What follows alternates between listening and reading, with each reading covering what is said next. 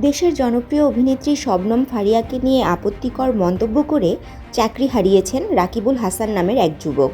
রবিবার 23 মার্চ সন্ধ্যায় এক ফেসবুক পোস্টে বিষয়টি নিশ্চিত করেছেন অভিনেত্রী নিজেই।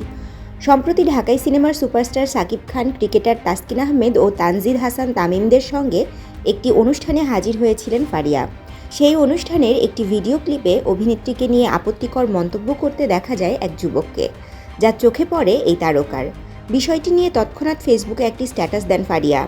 তার সেই স্ট্যাটাসের সূত্র ধরে জানা যায় ওই যুবকের নাম। তিনি সাজিদা ফাউন্ডেশন নামে একটি এনজিওতে চাকরি করছেন। এর পরদিনই ওই কর্মীর বিরুদ্ধে তদন্ত কমিটি গঠন করে সাজিদা ফাউন্ডেশন। তদন্তের পর রাকিবুলকে চাকরিচ্যুত করা হয়। বিষয়টি প্রতিষ্ঠানের পক্ষ থেকে একটি মেইলের মাধ্যমে ফারিয়াকে জানানো হয়। সেই মেইলটি নিজের ফেসবুকে শেয়ার করে শবনম ফারিয়া বলেন, আমি খুবই কৃতজ্ঞ, বিষয়টিকে তারা খুব সিরিয়াসলি নিয়েছেন।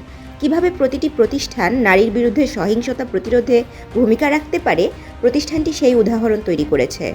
অভিনেত্রী তার স্ট্যাটাসে আরও উল্লেখ করেন, সহিংসতা শুধু শারীরিক নয়, এটি অনলাইন হয়রানি, রাস্তায় হয়রানি বা যে কোনো ধরনের ভয় দেখানো হতে পারে। এর কোনোটিই গ্রহণযোগ্য নয়। রাজনীতিবিদ থেকে আমার সহকর্মীরা, কর্মী থেকে কলেজ পড়ুয়া মেয়ে, যারা সবাই সমর্থন দেখিয়েছেন, আপনাদের সবাইকে ধন্যবাদ। আমাদের কণ্ঠস্বর গুরুত্বপূর্ণ। বিশেষ ধন্যবাদ সাজিদা ফাউন্ডেশনকে তাদের সাহসী ও দৃঢ় পদক্ষেপের জন্য। এভাবেই পরিবর্তন শুরু হয়। আসুন আমরা আমাদের কণ্ঠ আরও উঁচু করি। তাশরিফা তৃষা, তরঙ্গ টিভি, ঢাকা।